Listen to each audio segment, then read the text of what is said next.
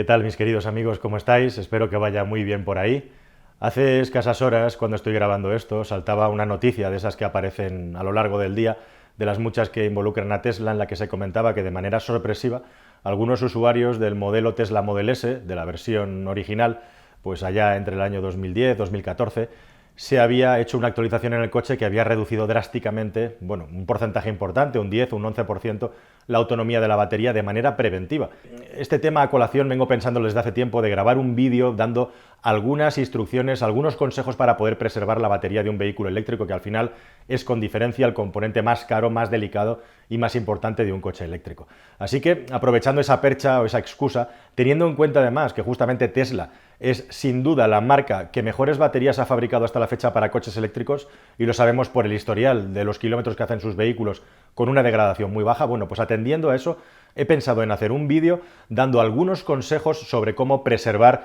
la vida útil de las baterías de los coches eléctricos, las cosas que sabemos, al menos para poderlas tener en cuenta si es que tienes en el futuro ganas de tener un coche eléctrico, o al menos aprender qué cosas hay que hacer o mejor no hay que hacer para intentar preservar la vida útil de las baterías. Así que venga, vamos a ello.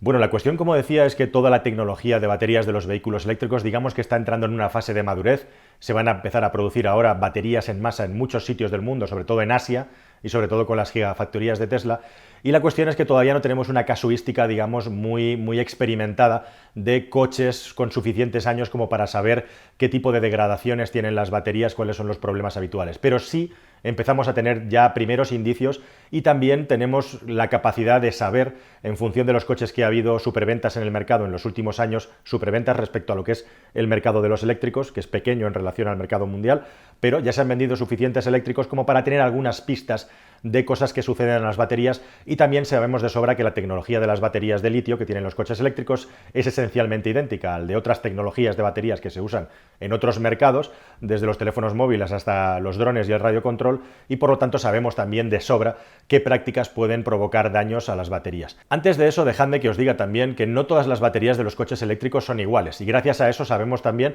pues que la calidad de las baterías puede ser diferente. Os he comentado y he hablado de Tesla, que digamos que ha sido el campeón, digamos que es la marca que tiene menos degradación de batería hasta la fecha, hasta lo que hemos podido saber en los vehículos que han montado baterías, y es llamativo que justamente en vehículos ya con cierta edad hagan esta operación. Al margen de esa anécdota o información, que no sabemos muy bien si es porque a través de las actualizaciones telemáticas han detectado algo raro en determinados coches, la cuestión es que en los primeros vehículos eléctricos que salieron al mercado, hay dos vehículos en particular que a mí me gustan en ese sentido respecto a la durabilidad de las baterías. Uno sería el Tesla Model S y otro sería el Chevrolet Bolt o el Opel Ampera. Son vehículos que cuando salieron al mercado las dos marcas se jugaban muchísimo, y en ese sentido se cuidaron muy bien. El tiempo demostrado que hicieron muy buen trabajo preservando la calidad de sus baterías a largo plazo para no tener problemas en general, ¿no? Siempre hay vehículos que salen rana, como pasa en general en toda la industria del automóvil. Pero en ese sentido, el Model S ha sido referencia. De hecho, por la tecnología que tiene el Model 3, cuando pasen unos años veremos si son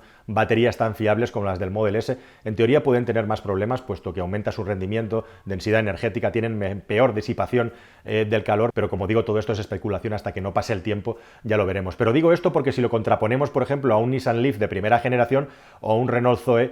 o un Volkswagen Golf eléctrico como el que tenía nuestro amigo Dani, desde luego la duración de las baterías no parece la misma en un caso y en el otro. Así que, para empezar, no todos los coches tienen una calidad en la construcción de las baterías idéntica, y eso es un factor que hay que tener en cuenta. Bien, teniendo eso en cuenta, que aplica sobre todo pensando en comprar un vehículo eléctrico de segunda mano, que quizá también es una idea interesante para hacer un vídeo a continuación próximamente sobre cosas a tener en cuenta a la hora de comprar un eléctrico usado, vamos a pensar y a comentar y a compartir esas cosas que sabemos que pueden crear problemas a medio y largo plazo en las baterías de los coches eléctricos. Bueno, en primer lugar, se recomienda siempre, por supuesto encarecidamente, que la batería esté siempre en un rango de utilización que esté entre el 80% y el 20% normalmente de la batería. Esto es una cosa que hay que tener en cuenta muchas veces. Si ya la autonomía de los coches eléctricos es bastante más baja que el de un motor térmico equivalente, tenemos que tener en cuenta que si queremos preservar al máximo la vida útil de las baterías, tenemos que quitarle un 20% por encima y un 20% por debajo al menos. Algunos hablan ya de manera incluso de un 30% mínimo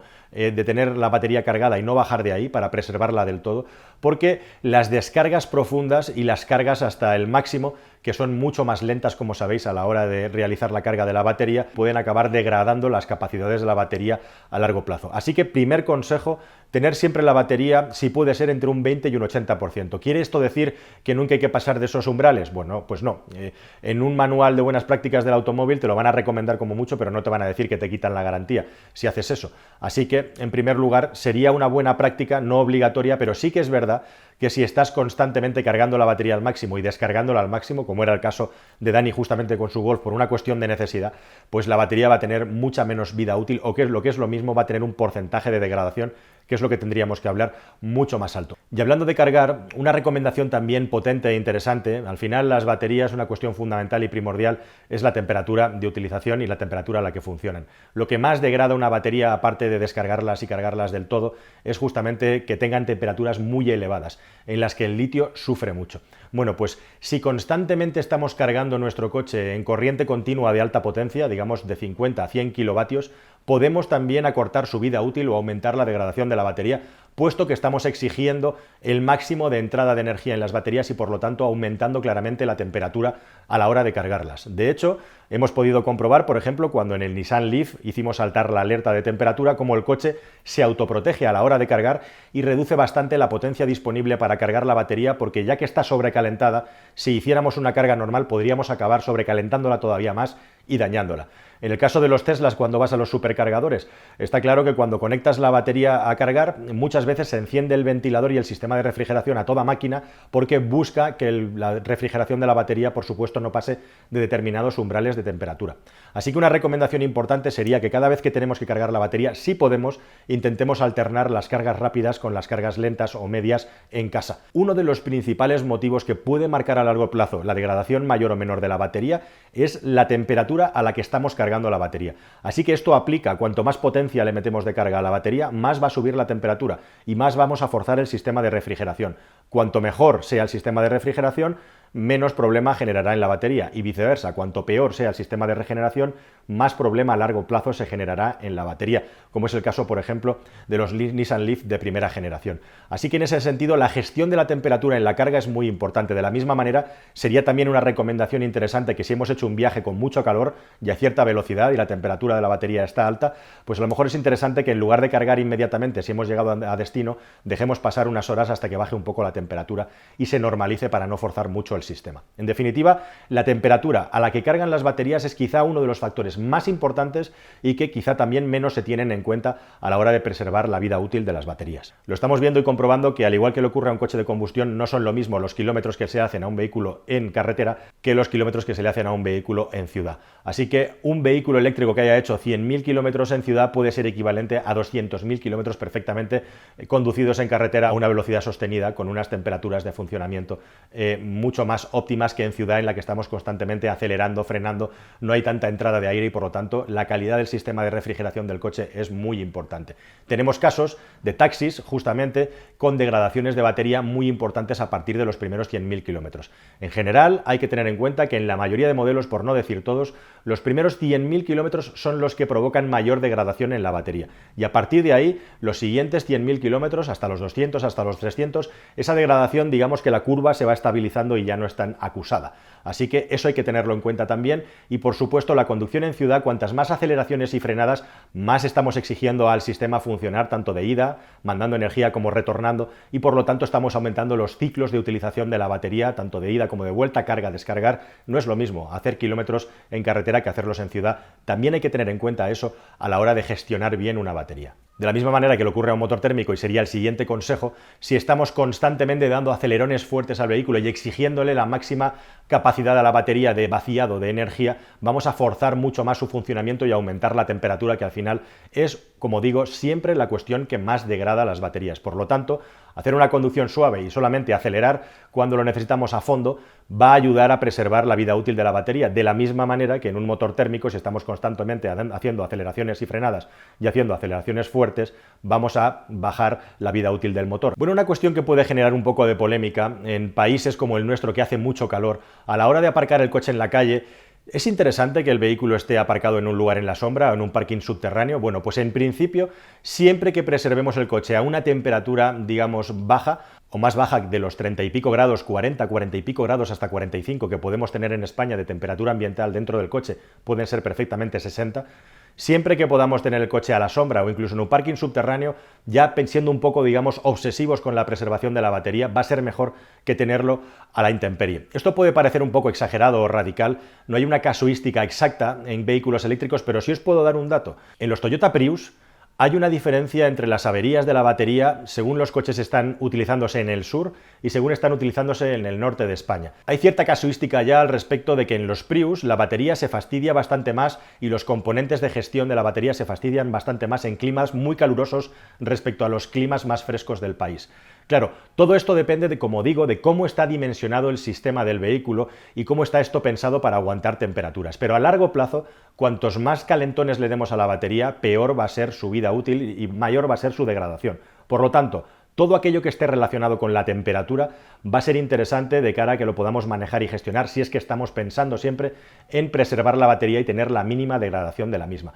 Puede que hagas todas las barrabasadas que estoy diciendo, todas las cosas que se tienen que hacer mal y tu vehículo acabe con 300.000 kilómetros con una degradación de la batería muy baja, pero las posibilidades de que la vida útil de tu batería sea inferior van a ser mucho mayores en el caso de que no hagas todas estas, en teoría, buenas prácticas a la hora de utilizar tu coche eléctrico que te he estado comentando. Bueno, y por último también una cosa interesante que no se suele comentar mucho o nada respecto a la carga de la batería es que la carga a muy baja potencia, a 10 amperios, a veces trae también problemas asociados. Ya no solo problemas asociados de falta de rendimiento, es el momento en el que más se pierde, más pérdida hay en la carga del coche, tanto porque el vehículo tiene que hacer la conversión de voltaje como porque tiene que hacer la conversión de corriente alterna a corriente continua. Cuanto más baja la potencia de carga, más horas cargando el coche, por lo tanto más pérdidas acumuladas. Pero es que además es interesante cuando carguemos en casa, si cargamos en un enchufe convencional o en una instalación eléctrica antigua o en una instalación que podamos sospechar que el voltaje no es del todo estable o puede estar un poco por debajo de los 220-230 voltios nominales, es interesante si vamos a cargar en casa, como digo, en un enchufe, que comprobemos con un electricista, si no tenemos los conocimientos, que efectivamente el voltaje que llega a casa al menos es alrededor de 220, porque si estamos cargando con 210 voltios o menos, que ocurre en muchas instalaciones eléctricas porque está lejos el transformador, porque hay cualquier tipo de problema o anomalía en la situación que tenemos nosotros en nuestro hogar, lo que podemos es acabar achicharrando y friendo por estrés los componentes que están trabajando en la conversión de la energía desde el módulo de la carga del coche hasta la batería. Y de esa manera, como digo, ya hay bastantes casos en vehículos eléctricos, como pueden ser Zoes, por ejemplo, en los que acabas destrozando estos componentes y su reparación es bastante cara, justamente porque la corriente eléctrica que nos llega no tiene el voltaje adecuado y estamos haciendo trabajar a los componentes del coche fuera de su rango de utilización óptimo. Último consejo, si vas a cargar el coche en casa, revisa primero de todo la instalación eléctrica de tu casa y comprueba que al menos el voltaje, si vas a cargar a baja potencia en un chuco directamente, pues comprobar que efectivamente esto es así y tomar las medidas adecuadas para evitar problemas,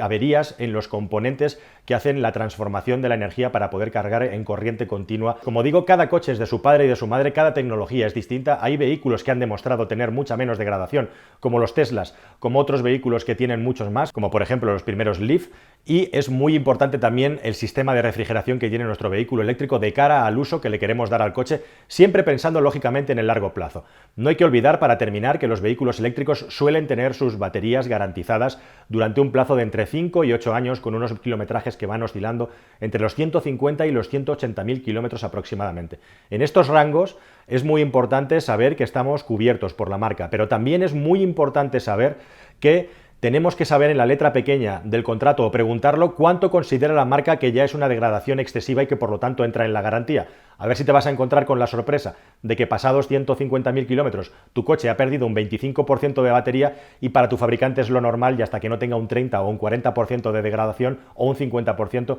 no van a cambiarte la batería. Así que es muy importante cuando te compres tu coche eléctrico, en función del uso que le vas a dar y los kilómetros que vas a hacer, infórmate exactamente de cuánto es esa garantía que te cubre, qué kilometraje, qué tiempo, cuál es la degradación de la batería que incluye el servicio de cambio por una anomalía, porque de esa manera vas a estar cubierto y no te vas a llevar una sorpresa en el futuro. Nada más, amigos, espero que estos consejos os hayan parecido prácticos, útiles y necesarios, y espero que en el futuro, según vayamos aprendiendo más con la experiencia y la casuística acumulada, podamos dar nuevos consejos que espero que sean útiles para todo el mundo. Nada más, lo dicho, un placer estar aquí como siempre con vosotros y nos vemos en un futuro vídeo. ¡Hasta luego!